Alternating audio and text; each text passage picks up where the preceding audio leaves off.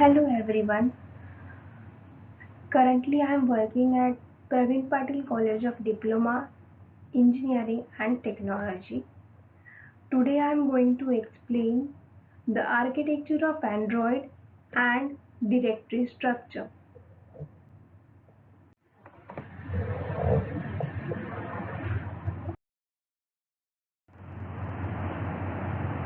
These are the learning outcomes. First one is whole architecture of Android. Second one is different layers of architecture. Next is directory structure. And the last one is how directory structure contains different files. So at the end of this video, you will able to understand these topics. So now, this is the architecture of Android. So here, you can see different layers of architecture. This is the application layer, then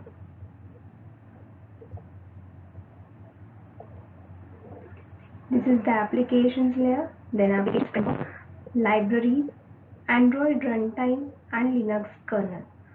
Further in the video, you will able to understand all the functions and the contents of these different layers individually.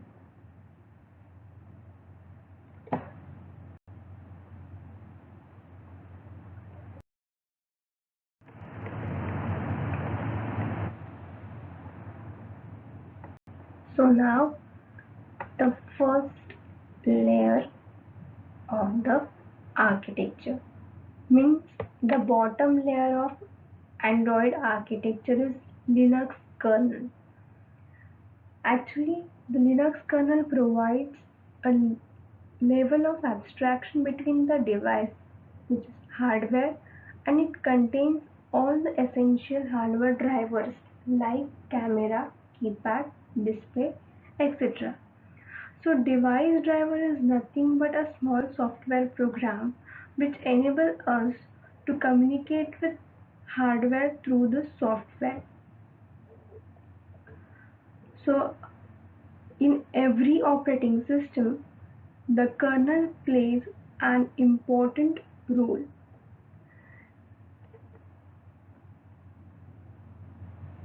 So it has different C.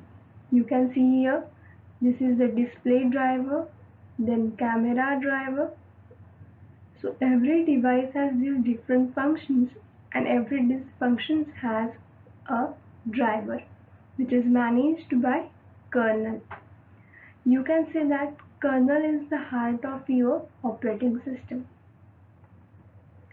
Next is libraries.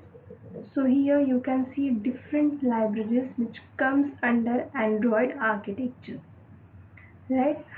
So it has SQLite database, then WebKit. These are the main libraries. So it is a set of libraries including open source web browser. Then SQLite is the library which is a database, and it is very useful for storage and sharing application data. Okay.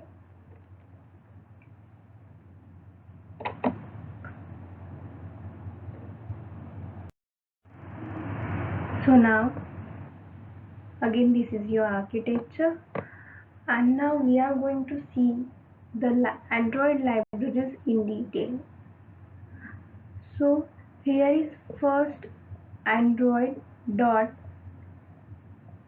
app library. It provides access to application model, and it also provides the basic data which is required. Okay.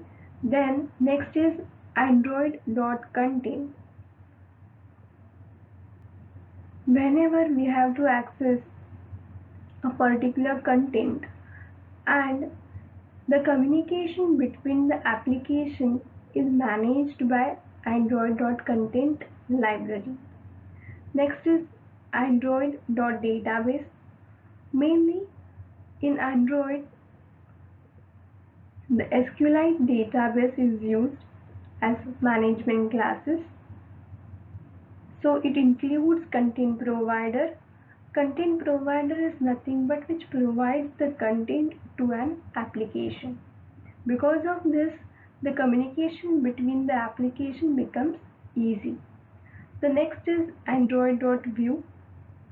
It is the basic building block of application user interface. With the help of this library, you can implement the user interface of your application. Next is Android.widget.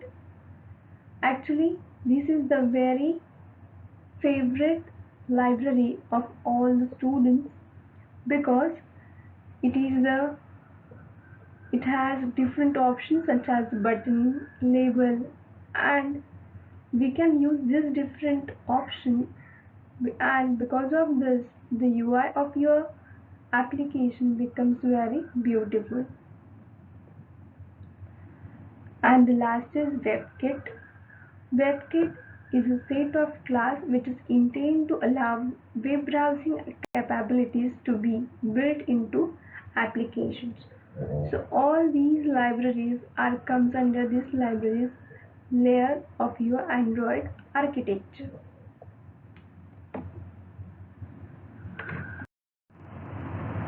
So again, next is Android runtime. So here you can see Android runtime. See, so Android runtime contains core libraries and Dalvik virtual machine. So first we will see what is Dalvik virtual machine.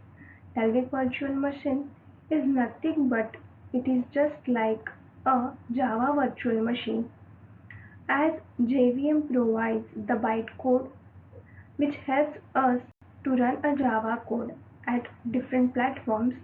So here it is a Dalvik virtual machine which is a specially designed and optimized for Android. The next is core libraries which enable Android application developers to write Android applications. Whenever we write the Android application, this core library helps us a lot. Then next is application framework. So here you can see the layer of application framework. Application framework contains activity manager, window manager, content providers, and etc. This application framework is nothing but which provides the basic functionality or the classes to this different application. Actually, it provides high-level services to applications, as activity manager can manage different activities. Then content provider can manage the communication between different applications. So telephony manager can manage sending and receiving SMS, calling, all these things. So telephony manager can be worked with your phone, contacts, etc. Now at the end of this architecture, the top layer of architecture is applications. Application layer can contain all the pre-installed applications just like your contacts, phone, calendar, browser. These are the pre-installed applications. But it can also contain third-party applications just like WhatsApp, Instagram, Facebook. So here the complete explanation of your Android architecture is done.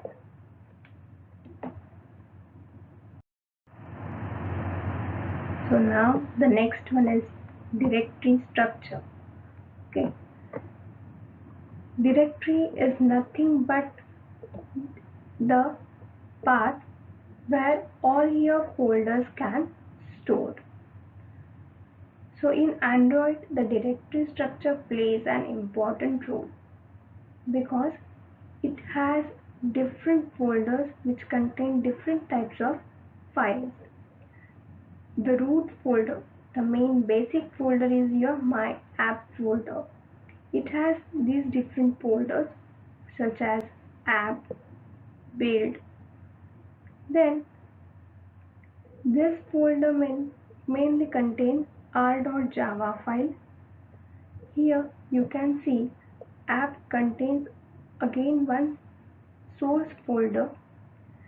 Source folder contains main, so all the XML file can be stored in this res and layout folder. So here you can see the activity main.xml. So the main XML file, just like activity main, strings, and Android manifest, all these XML files can be stored in this main folder, just like source src folder. Then here, as Android can be based on Java and XML, so these folders can contain all the Java files, r.java and mainActivity.java, and the res folder can contain the main your XML files, just like activity main, strings, and Android manifest.